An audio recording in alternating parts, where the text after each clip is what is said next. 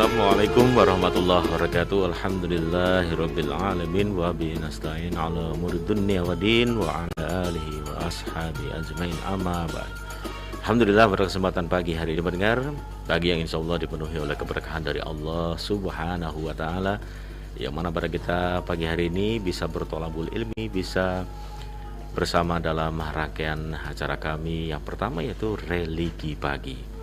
Religi Pagi pada kesempatan pagi hari ini akan menghadirkan tema adopsi tidak saling mewarisi. Dan alhamdulillah sudah bersama saya di studio pada kesempatan pagi hari ini, yang saya hormati Al Ustadz Nasuha Fakih SEMY SHG dan tentunya kita akan bersama-sama dalam rangkaian Religi Pagi hingga nanti pukul 6 waktu Indonesia Barat. Dan kita akan segera menyimak kebersamaan Anda bersama kami dalam rangkaian Religi Pagi bersama Al Ustadz Nasuha Fakih SHG MESY, penyuluh agama Kemenak Kota Cirebon, untuk kesempatan pagi hari ini. Baik, dan sebelum Anda bisa berinteraksi bersama kami di 0231849329 ataupun line SMS ataupun WA kami di 081324951935 dan live chat YouTube kami yang secara langsung pada kesempatan pagi hari ini menyiarkan ataupun mengudarakan rangkaian Religi Pagi bersama Ustadz Nasuha Fakih SHG MESY. Baik, kita akan simak tentunya penjelasan dari Al Ustadz Nasuha Fakih SHG MESY dari penyuluh agama Islam Kemenak Kota Cirebon untuk kesempatan pagi ini. Silakan Pak Ustadz untuk menguraikan kajian terlebih dahulu sebelum pendengar bisa berinteraksi bersama kita. Silakan Pak Ustadz. Assalamualaikum warahmatullahi wabarakatuh.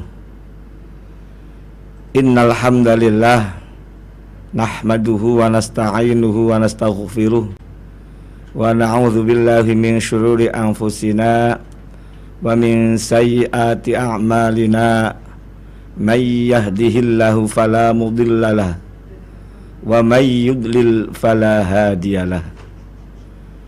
Asyhadu an la ilaha illallah wahdahu la syarikalah al-malikul haqqul mubin wa asyhadu anna muhammadan abduhu wa rasuluh as-sadiqul wa'dil amin. Allahumma salli wa sallim wa barik ala Sayyidina Muhammad wa ala alihi wa ashabihi wa barik wa sallim ajma'in. La hawla wa la quwwata illa billah. Rabbi israh li sadri wa yassir li amri wahlul 'uqdatam min lisani yafqahu qawli. Ya Fattahu ya Alim, iftah lana futuhal arifin. Para pendengar setia RRI, kanal inspirasi yang dimuliakan oleh Allah Subhanahu wa taala. Tahadduts bin ni'mah, alhamdulillah pada kesempatan pagi yang berbahagia ini kita semua diberikan nikmat oleh Allah Subhanahu wa taala, nikmat kesehatan, nikmat umur panjang, lebih-lebih nikmat iman dan Islam. Semoga dengan nikmat-nikmat tersebut kita semua mampu bersyukur atas nikmat yang Allah berikan.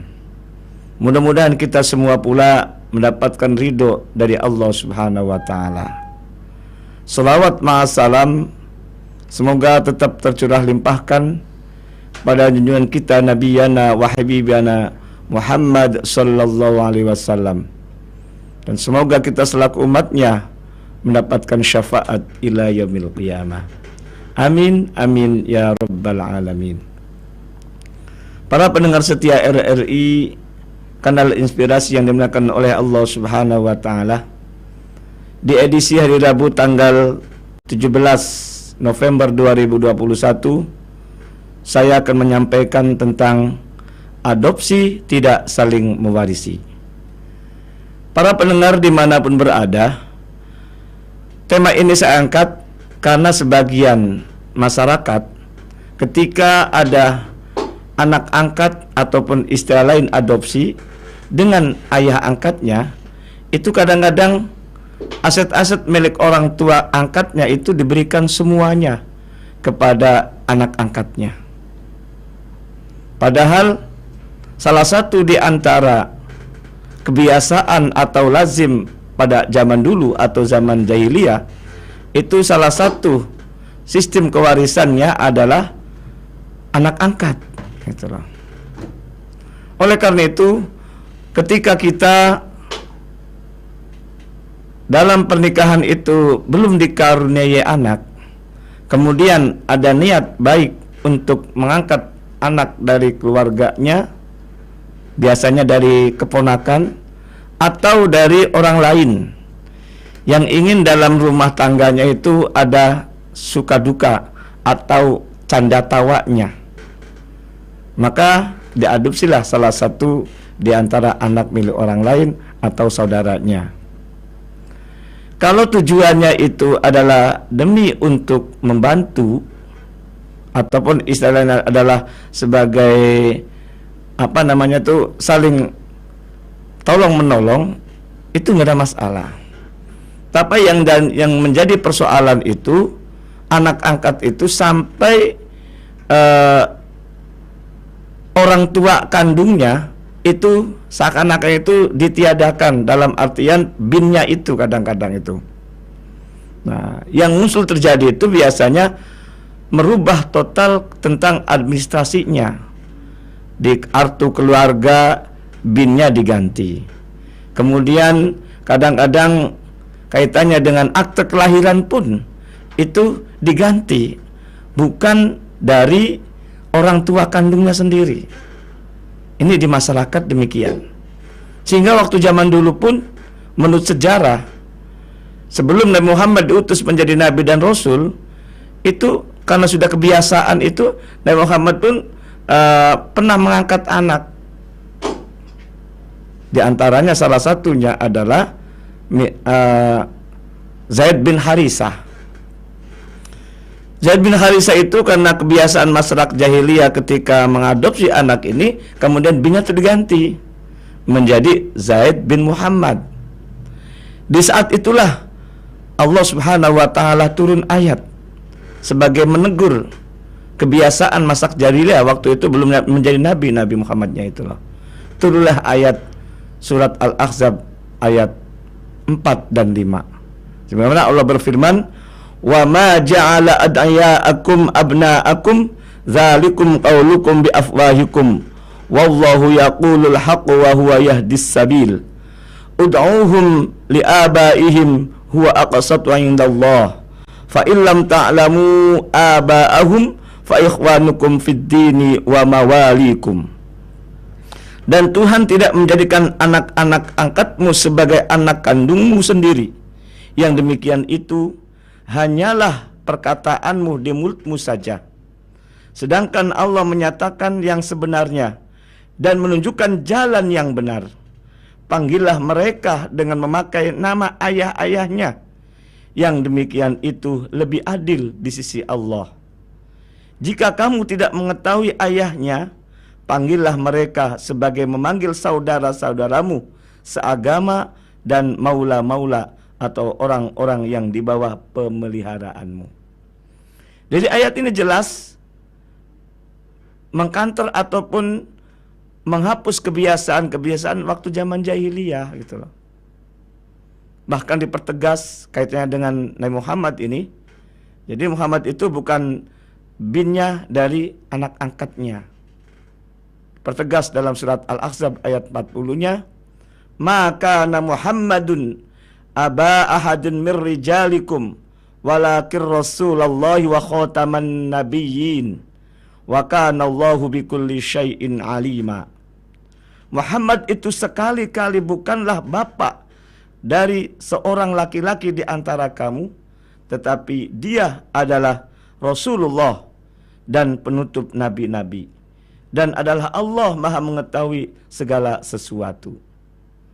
Inilah di antara keterangan ataupun dalil bahwa kebiasaan masyarakat jahiliyah itu adalah tidak boleh kita laksanakan.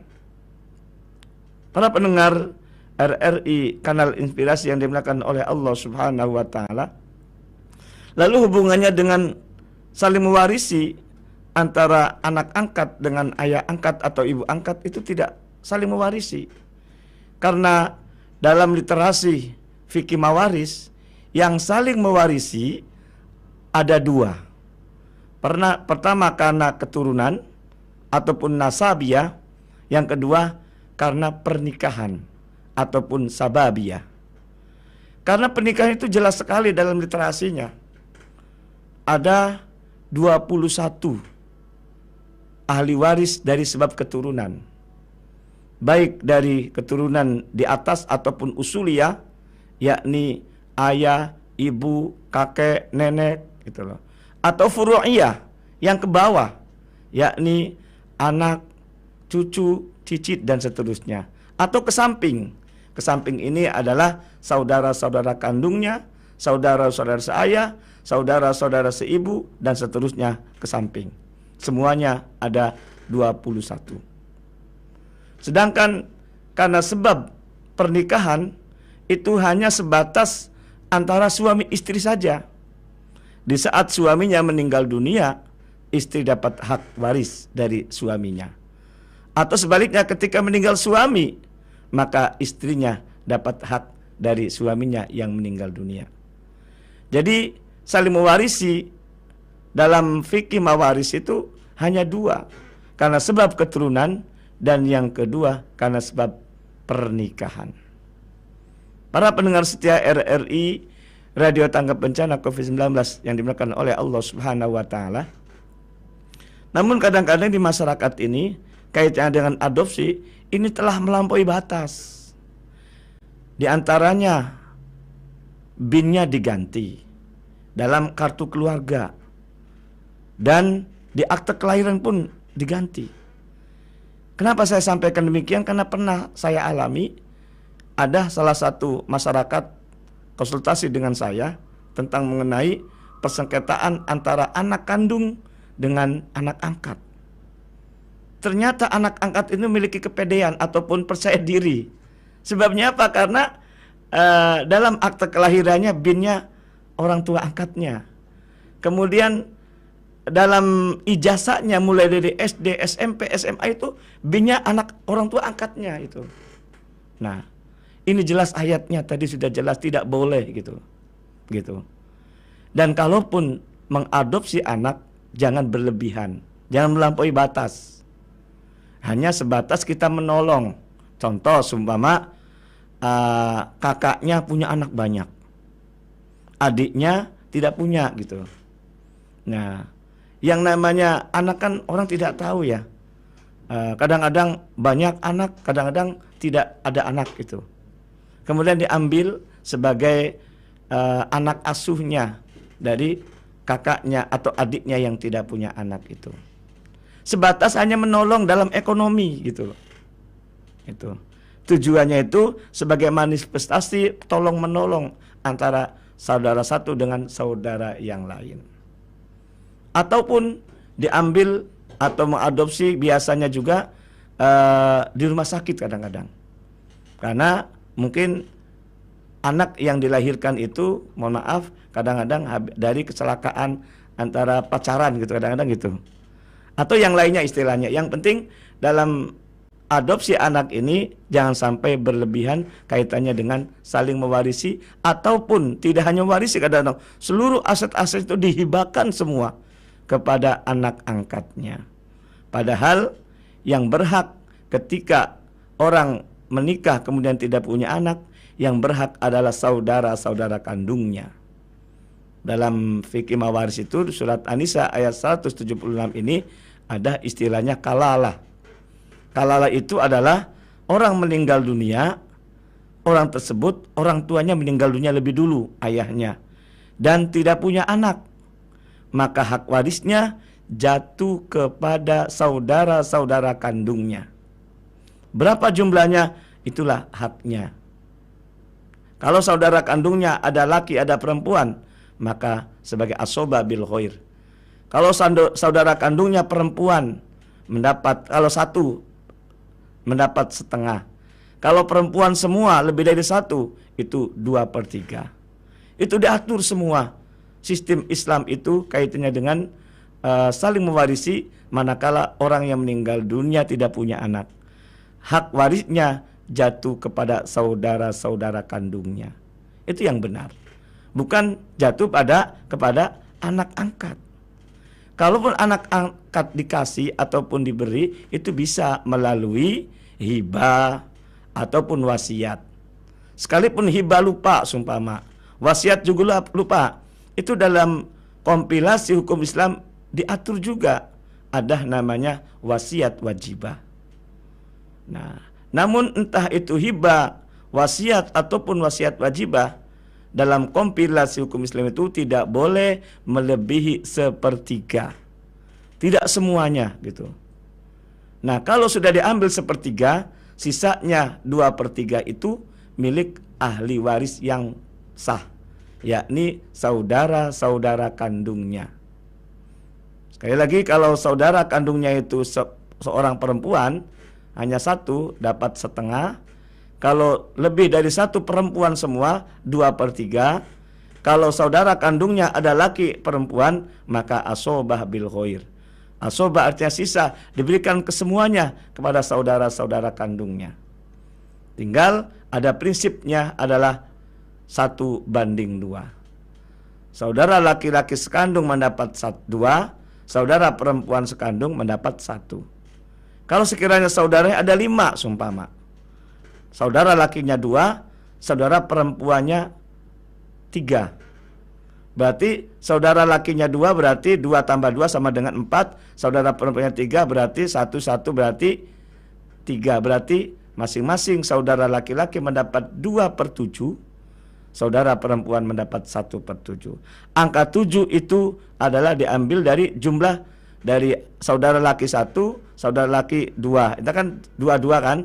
2 tambah 2 4, kemudian saudara perempuannya masing-masing 1 berarti 3. Berarti di situ. Jadi saudara laki-laki dapat 2/7, saudara laki-laki yang kedua 2/7, saudara perempuan 1/7, saudara perempuan yang berikutnya 1/7, dan saudara perempuan yang terakhir 1/7.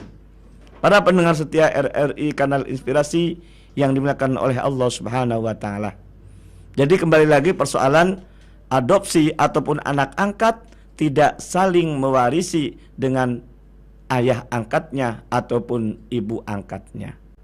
Dan ternyata adopsi ini menurut literasi fikih mawaris itu merupakan kebiasaan masyarakat jahiliyah zaman dulu. Nah, sekarang kan bukan zaman dia lagi, sudah zaman modern.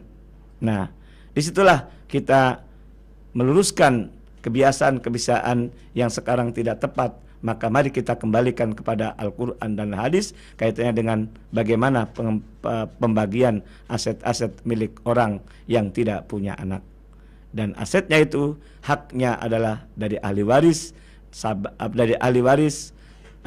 nasabiyah, yakni saudara-saudara kandungnya, di samping istrinya ataupun suaminya. Demikian, mudah-mudahan prolog mukaddimah ini menjadikan bahan pembicaraan ataupun diskusi pada pagi hari. Silakan Mas Fian. Baik, terima kasih Hulusan Nasuha SAG MEEC dari Bimas ataupun Bimas Kemenak Kota Cirebon, penyuluh agama Islam Kemenak Kota Cirebon, untuk kesempatan pagi hari ini yang sudah menguraikan kajian terkait dengan adopsi tidak saling mewarisi. Dan ini adalah yang ternyata terjadi di masyarakat ya, Pak Ustadz ya, bahwa tentunya seperti Pak Ustadz tadi katakan, boleh mengadopsi tapi jangan berlebihan untuk bagi warisnya itu, Pak Ustadz ya. Baik, dan silakan pendengar, Anda bisa berinteraksi bersama kami di 0231849329 ataupun SMS dan WA kami di 081324951935, dan Anda juga boleh bertanya terkait dengan pembagian harta waris seperti apa bila nanti ataupun ada yang mengalami terkait dengan mengadopsi anak begitu ya. Kita akan sapa pendengar yang akan bergabung di line telepon. Terima kasih juga bagi Anda yang sudah bersama kami di live chat YouTube kami untuk kesempatan pagi hari ini. Kita akan sapa pendengar yang akan bergabung di line telepon. Assalamualaikum, silakan, dengan siapa? Waalaikumsalam warahmatullahi wabarakatuh, Bung Piana. Baik, Ibu Indra silakan. Iya. Assalamualaikum Ustadz Nasuha Fakih yang hijau royo-royo. Waalaikumsalam warahmatullahi wabarakatuh. Iya, ini kadang kita jadi dilema ini. Anak adopsi. Ada keluarga yang mengadopsi anak lalu secara hukum bisa membuat akte kelahiran dan hukum-hukum lainnya yang dengan sah secara hukum menyatakan bahwa anak itu adalah anak kandung mereka gitu, bukan hasil adopsi. Jadi secara hukum diakui itu anak kandung. Nah, pada saat dia orang tuanya ada yang meninggal begitu, nah secara hukum dia ahli warisnya kan, walau secara agama tidak. Nah, ini bagaimana ini? Apa yang harus dilakukan? Kebalikan dengan yang minggu-minggu lalu oleh Pak Ustadz dikatakan bahwa anak hasil perkawinan siri secara hukum tidak diakui, tapi bukankah secara agama diakui? Nah, dalam hal ini apa yang sebaiknya harus dilakukan? Kadang masyarakat mengambil, udahlah ambil aja yang amannya saja, yang sesuai dengan saat waktu itu. Jadi nanti kalau ada gugatan, yang satu bisa bilang ini secara agama gini. Yang satu lagi bisa bilang ini secara hukum begini. Bagaimana pendapat dari Pak Ustadz Suhafaki? Terima kasih pula Bung Piana. Terima kasih. Assalamualaikum warahmatullahi wabarakatuh. Waalaikumsalam warahmatullahi wabarakatuh. Baik, terima kasih Bu Indra yang sudah bersama Ustaz Nasuha SAG MEC, penyuluh agama Islam Kemenak Kota Cirebon untuk kesempatan pagi hari ini dalam rangkaian religi pagi. Dan pendengar silakan Anda juga bisa berinteraktif bersama kami melalui live chat YouTube kami RRI Cirebon pada pagi hari ini dan juga 081324951935. Berdering lagi kita Pak Ustadz, kita akan sapa pendengar yang akan bergabung dengan telepon. Assalamualaikum, silahkan dengan siapa, di mana?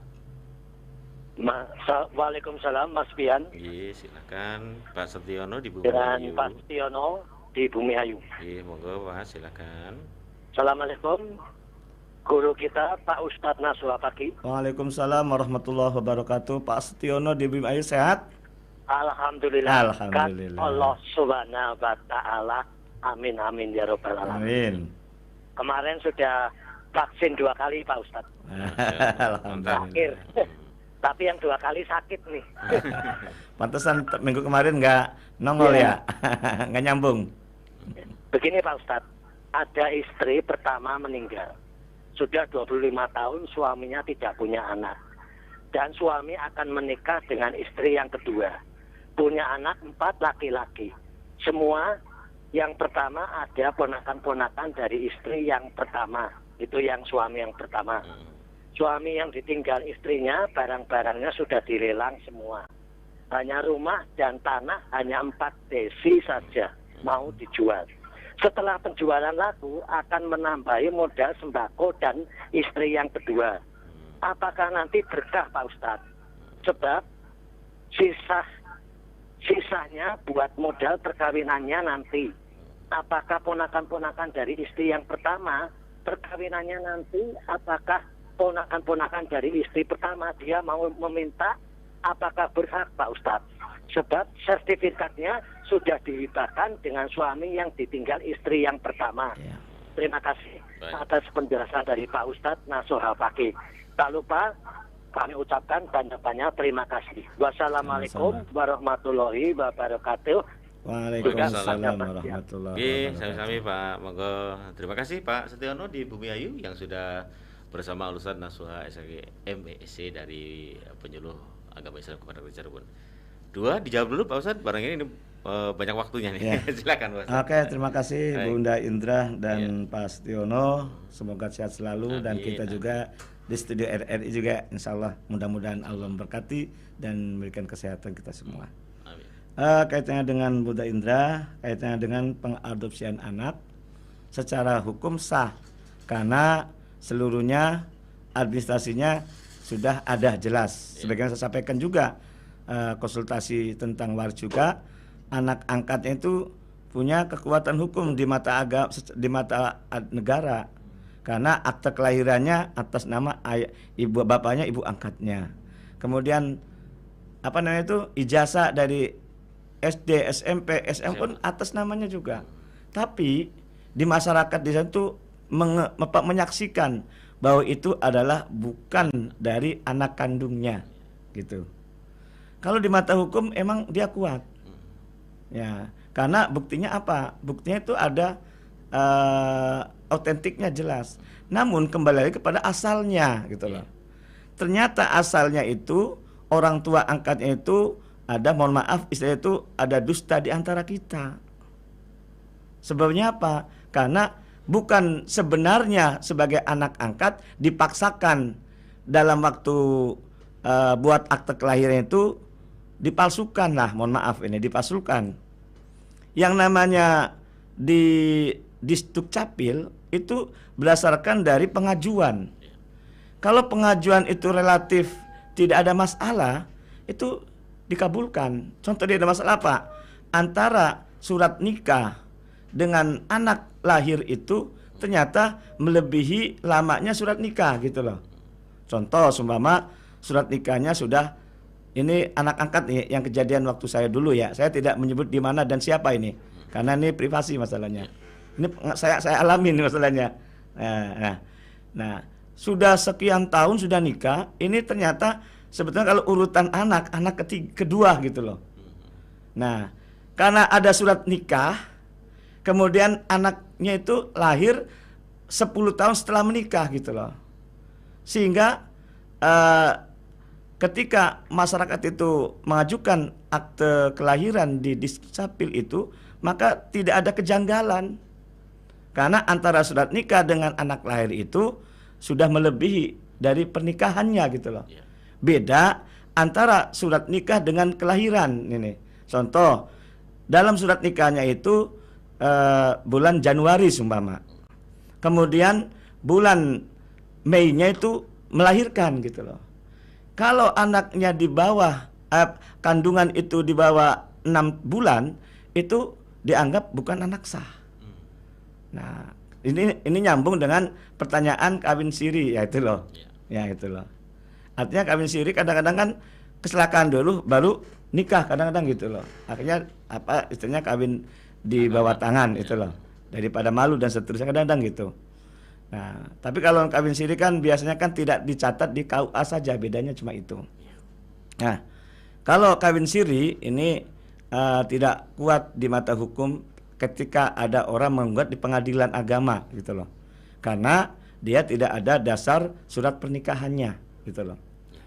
Itu ya. Jadi kembali lagi kepada adopsi dulu supaya jelas. Jadi adopsi ini secara hukum, nah ini tidak boleh merubah segala identitasnya. Nah, kalaupun terlanjur sudah dirubah, ini berarti ada dusta di antara kita.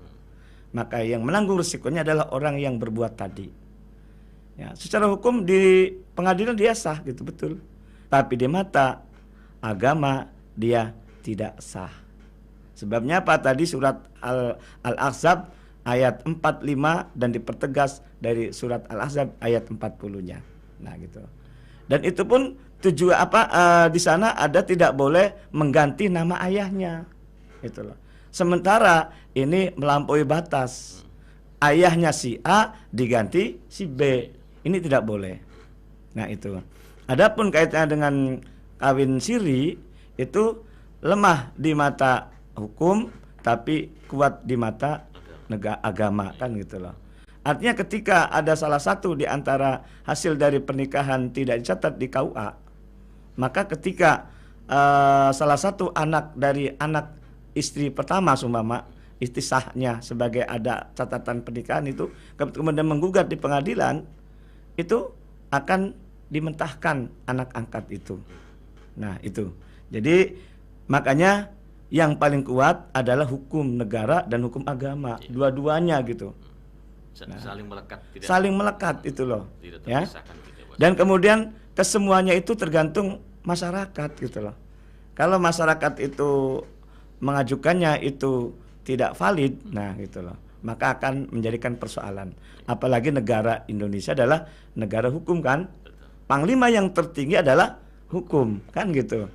Supaya jelas dan seterusnya ada undang-undangnya, ada peraturan-peraturan yang lainnya. Supaya mohon maaf manusia jangan semaunya gitu loh, seenaknya sendiri gitu loh. Karena kita akan melanggar dari hukum-hukum yang lain ataupun hak-hak yang lain. Nah di situ maka kita melihat, kita ikuti aturan dari pemerintah, ikuti aturan dari agama. Dalam Al-Quran jelas, ya ayyuhalladzina amanu atiullaha wa atiur rasul wa ulil amri minkum. Di situ jelas sekali, lengkap itu loh. Hai orang-orang beriman, taatlah kepada Allah, taatlah kepada Rasul, dan taatlah kepada pemerintah. Ayat ini jelas, kita sebagai muslim di Indonesia khususnya itu ikuti apa kata Allah dalam Al-Quran, ikuti apa kata Rasul dalam hadisnya, dan ikuti apa kata pemerintah. Di situ adalah undang-undangnya. KUHP ini undang-undang hukum pidananya, KUHP Perdata undang-undang perdatanya. Ada juga kompilasi hukum Islam itu sebagai perdata Islamnya. Demikian Mas Fian. Baik, terima kasih Ibu Indra. Dan ke Pak Setiono di Bumi Ya, Ayu. Pak Setiono, istri meninggal dunia, ya, tidak punya anak. Kemudian selama 25 tahun kemudian nikah lagi dan punya anak ada 4 itu. Kemudian keponakan-keponakan pun ada. Nah, di saat waktu istri meninggal dunia tidak punya anak, segerakan untuk dibagi waris. Jangan nunggu-nunggu gitu. Karena hak yang sebenarnya adalah di samping suaminya juga saudara-saudara kandungnya istri. Di sini adalah namanya kalalah tadi yang sampaikan di mukadimah tadi. Nah, saudara-saudara istri lah yang berhak warisan dari yang meninggal dunia itu, istrinya si A tadi gitu. Nah, kalaupun tidak dibagi waris, kemudian kandung nikah lagi, kemudian punya anak, sementara aset-asetnya milik suami istri yang lama gitu loh. Nah, makanya hati-hatilah dalam menggunakan harta milik orang lain. Khawatir nanti ini menjadi benalu bagi kita. Mohon maaf, menjadi racun bahkan. Racun dalam artian bukan zatnya, tapi racun dalam artian hak pemilikannya. Ini bisa menjadikan hal-hal yang tidak baik berikutnya gitu loh. Jadi ketika ini sudah terlanjur, bahasanya tadi kata Pak Setiono, ya kita harus banyak-banyak istighfar. Karena hak yang sebenarnya adalah dari saudara-saudara kandungnya istri yang pertama yang meninggal dunia itu. Sementara tidak diwaris, maka ini jatuh pada istri yang kedua dan bersama anak-anaknya. Maka dalam hal pendapatan ataupun milik yang kita miliki itu harus berhati-hatilah. Harus bersih gitu. Harus bersih. Bersih tidak hanya setelah zakat saja gitu loh. Betul. Dalam perolehan pun kita harus jelas semua. Jadi harta yang kita miliki itu bisa melalui jual beli, bisa melalui hibah, bisa melalui wasiat, dan bisa melalui warisan. Nah, namanya warisan ini adalah fardu ain gitu, yang harus kita laksanakan. Kalau tidak dilaksanakan, maka hak-hak milik orang yang tidak dapat itu menjadi batil, bisa menjadi haram gitu loh. Sekalipun harta itu milik orang tua juga itu tidak boleh. Padahal orang tua loh ya, dengan anak-anaknya, bukan haknya itu menjadi haram juga.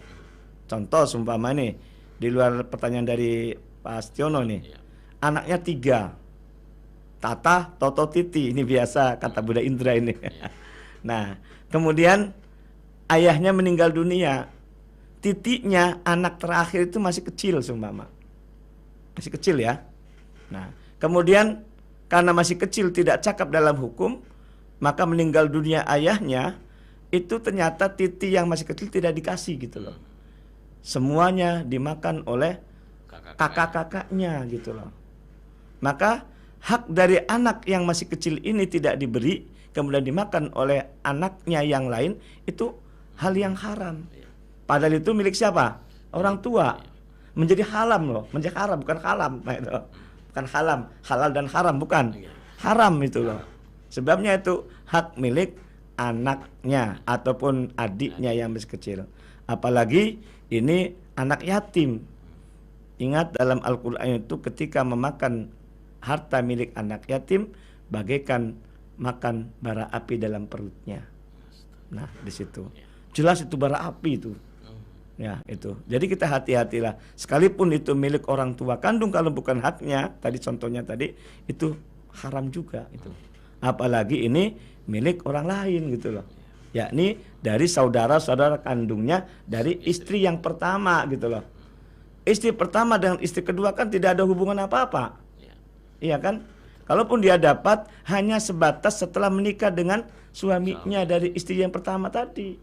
Sebagai haknya gitu loh. Makanya ketika istrinya meninggal dunia, sebagai suaminya jangan dulu menikah sebelum dibagi waris dari pernikahan yang pertama itu. Khawatir tercampur dengan harta milik istri pertama dengan istri yang kedua sekarang gitu loh. Nah, jangan, mohon maaf ini, kadang-kadang orang ini karena mungkin kesepian lah gitu loh. Nah, jangan dulu menikah walaupun ini suami tidak ada iddah ya. Hari ini meninggal istrinya, besok nikah lagi boleh. Ya. Tapi ingat, harus diselesaikan dulu harta-harta miliknya dengan istri yang pertama yang telah meninggal dunia itu. Baik, Ustaz. Jangan, mohon maaf, kadang-kadang nafsunya itu lebih tinggi daripada mengedepankan peraturan gitu. Demikian. Baik. Kita ke WA yang sudah berkirim SMS ataupun WA di 081324951935. Ini mungkin ada 2 pertanyaan atau 1 nih ya. Assalamualaikum Pak Ustadz. Waalaikumsalam. Sehat selalu. Gitu. Mau tanya Pak Kiai, bagaimana hukumnya bila mana orang tua salah satu masih hidup tetapi harta warisnya sudah dibagi, dan itu bagaimana hukumnya? Terima kasih dari Pak Mugianto di Bumi Ayu gitu Pak. Pak siapa? Mugianto di Bumi Ayu. Mugianto. Dan ini oh iya sama betul. Dan ada juga orang tua yang sudah meninggal semua tapi tidak dibagi dibagi-bagi harta warisnya. Terima kasih. Silakan Pak Mugianto dari Bumi Ayu. Terima kasih Pak Mugianto Bumi Ayu. Kayaknya sama dengan Pak Stiono nih. Iya, tetanggaan. Tetanggaan. Ya, ini ada 2 kasus. Yang pertama, salah satu suami istri meninggal dunia. Kemudian pertanyaannya belum dibagi waris. Ya, atau dua-duanya sudah meninggal dunia juga belum bagi waris kan gitu loh. Dalam pembagian waris ini adalah merupakan bukti cinta dan kasih sayang terhadap keluarga. Sebabnya apa? Ketika aset-asetnya tidak dibagi, itu orang yang meninggal itu masih ada hubungan hak adaminya dengan dia. Dan di alam barzah tidak tenang. Sebenarnya saya berulang-ulang, hadisnya jelaskan gitu loh. Inna arwahal mu'minina ya'tuna fi kulli lailatin, al hadis yang lainnya gitu loh. Nah, ketika ada salah satu di antara suami istri meninggal dunia, segerakan untuk dibagi. Toh yang dibagi bukan seluruhnya. Yang dibagi hanya miliknya yang meninggal dunia saja. Contoh, seumpama suaminya meninggal dunia lebih dulu, istrinya masih hidup. Nah, maka motor ataupun penggerak atau motivasi yang paling utama adalah istrinya. Segerakan untuk ada inisiasi baik untuk segera untuk membagi. Nah, di situ. Siapa ahli warisnya? Ya istrinya tentunya. Dan anak-anak kandungnya. Kalau tidak punya anak, tadi saudara-saudaranya, suaminya itu. Jangan nunggu istrinya meninggal dunia lagi, jangan. Sebabnya apa? Kalau nunggu istrinya meninggal dunia lagi, khawatir nanti ada ahli waris lain karena belum sempat membagi, kemudian keduluan meninggal lagi. Sementara ahli waris itu dapat hak dari suaminya yang meninggal dunia. Contohnya anaknya lah, Tata, Toto, Titi. Ketika suaminya meninggal dunia atau ayahnya meninggal dunia belum diwaris, tatanya meninggal dunia. Berarti hak tata itu belum dapat kan? Keburu meninggal kan gitu lah. Jangan sampai terjadi demikian. Nah, segerakan untuk dibagi. Nah, kalau saya menyampaikan ketika suami meninggal dunia, maka paling cepat, ini paling cepat ya, itu 4 bulan 10 hari. Dilihat dari iddah masa istri ditinggal oleh suami, itu iddahnya dalam Al-Quran itu 4 bulan 10 hari. Paling cepat nih. Jangan sekarang meninggal besoknya dibagi, jangan gitu loh. Nah, kemudian ketika istrinya meninggal dunia, paling cepat itu 100 hari. Nah, jangan 1 minggunya langsung dibagi. Apa alasannya? Supaya jeda waktu itu untuk menginventarisir manakala ada hutang-hutang yang ahli waris tidak tahu gitu. Ya, di saat waktu mau prosesi nyolat jenazah kan ada salah satu tokoh agama kan sambutan. Salah satu sambutannya adalah menyampaikan kepada bila mana mayit ini punya hutang, maka segerakan hubungan kepada ahli waris. Kan gitu ya. Betul. Ya, bisa didengar ya, bisa diketahui ya, itu biasa umum itu loh. Ya, artinya ini sebagai jeda waktu selama 100 hari ataupun 4 bulan 10 hari ini sebagai jeda waktu untuk menginventarisir manakala ada sangkut paut hak adami, baik itu wasiat, baik itu hutang piutang dan lain sebagainya, supaya ketika sudah dibagi sudah tidak ada masalah. Jangan sampai sudah dibagi muncul masalah, si A menagih hutang gitu loh, si B menagih janji karena belum tepati wasiat kan gitu loh. Jangan sampai demikian. Jadi itu tujuan utama. Jadi jangan nunggu meninggal berikutnya. Apalagi tadi yang pertanyaan yang kedua, suami istri meninggal dunia semua. Nah, apalagi ini. Makanya ada sistem dalam fikih mawaris ini ada namanya sistem munasakho. Sistem munasakho ini ketika meninggal dunia suami istri, suaminya meninggal tahun 2010, belum sempat membagi waris. Kemudian meninggal lagi si istri suaminya tahun 2021 sumpamanya. Nah, bulan Januari tapi udah lama nih ya. Maka segerakan untuk membagi. Tahap pertama miliknya istri dulu meninggal tahun 2010. Selesai, kemudian dibagi waris milik suaminya tahun 2000, meninggal 2021. Nah, antara istri dengan suami ahli warisnya beda. Yang beda mana? Ketika tidak punya anak, maka saudara-saudara istri lah sebagai ahli waris di samping suaminya. Gitu.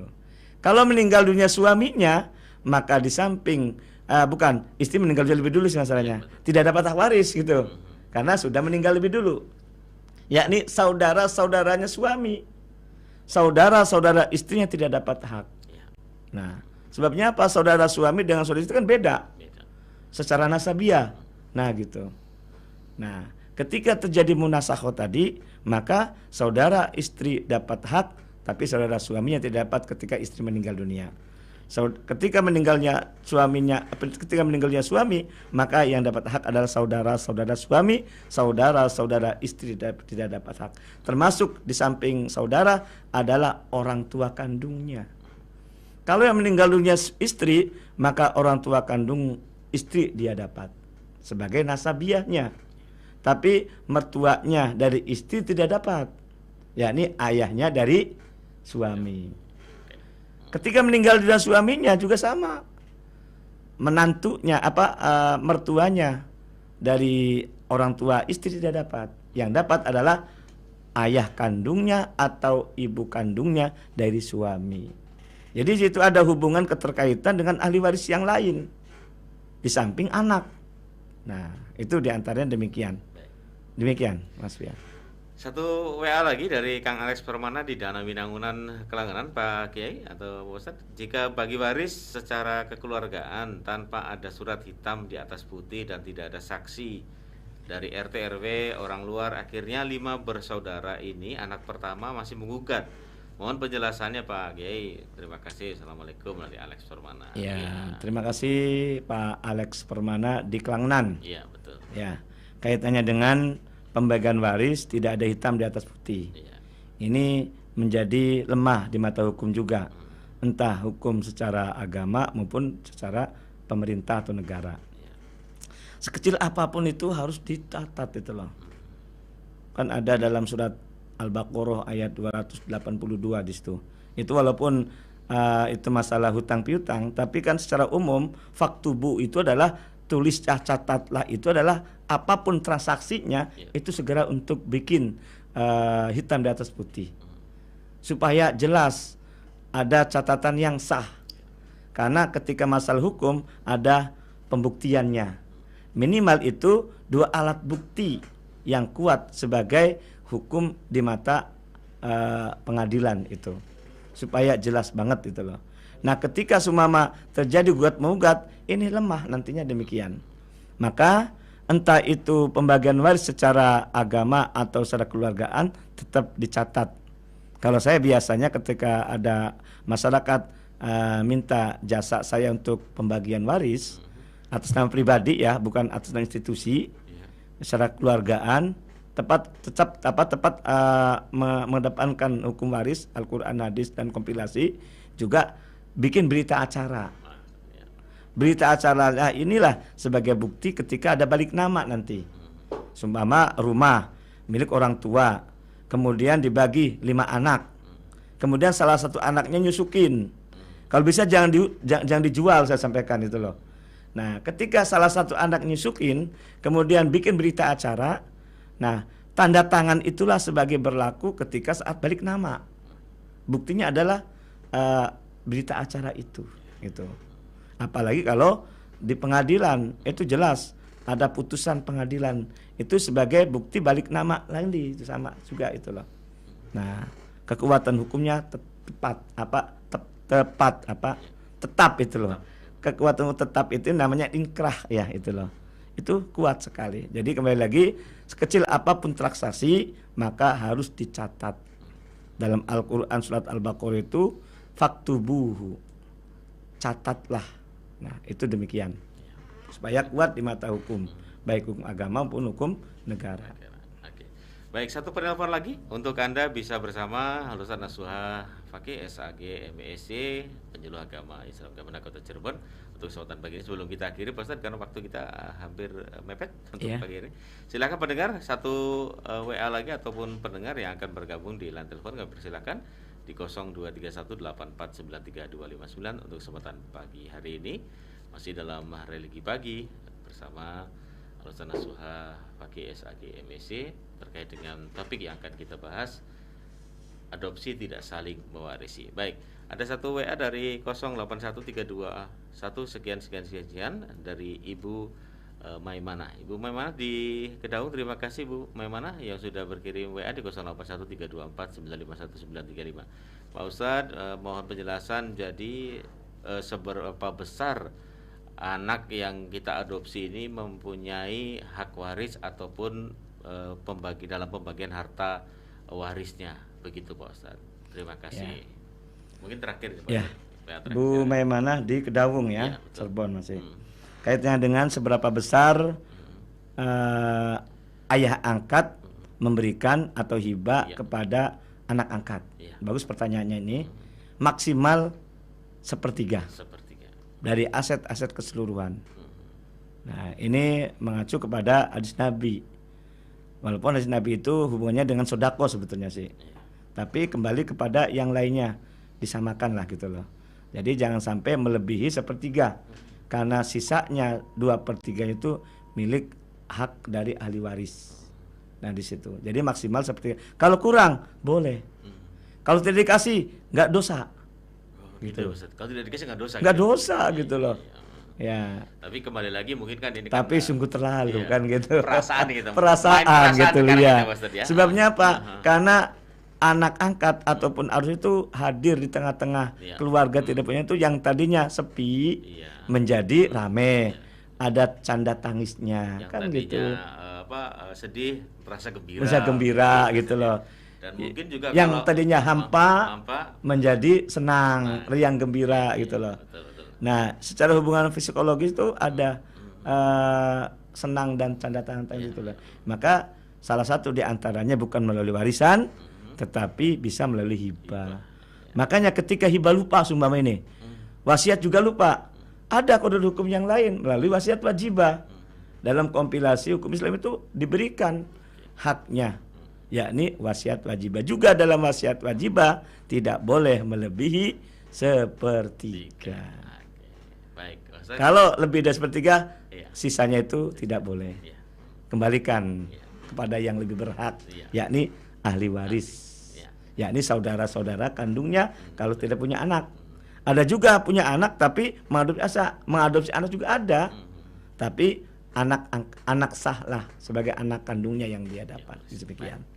Pak Ustadz, waktu yang misalkan kita untuk kesempatan pagi hari, dan Pak Ustadz juga sudah ditunggu Kiai Haji Mahfud Said di luar.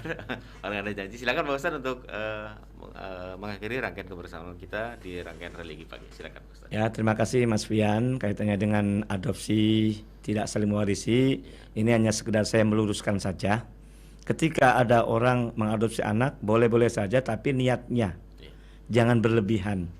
Minimal jangan mengganti orang tua kandungnya, binnya jangan. Jadi mengadopsi ini hanya sebatas tujuannya menolong secara ekonomi, itu jangan sampai melampaui batas. Dan aset-aset milik orang tua angkatnya jangan diberikan semuanya. Kalaupun dia ada niat baik untuk memberi, maksimal tidak boleh melebihi sepertiga. Mudah-mudahan dengan sesuai dengan koridor hukum yang ada, baik Al-Quran, hadis maupun pemerintah, kita selamat baik di dunia maupun di akhirat. Di dunia selamat secara hukum negara, di akhiratnya lebih-lebih selamat secara agamanya.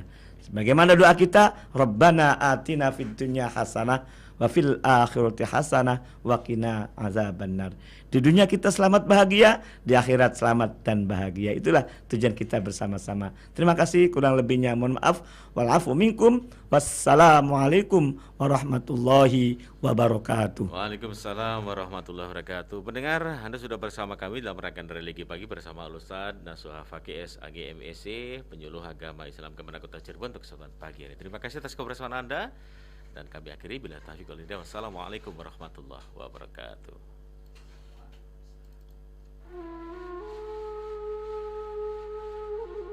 Baru saja usai Religi Pagi di Pro 1 RRI Cirebon.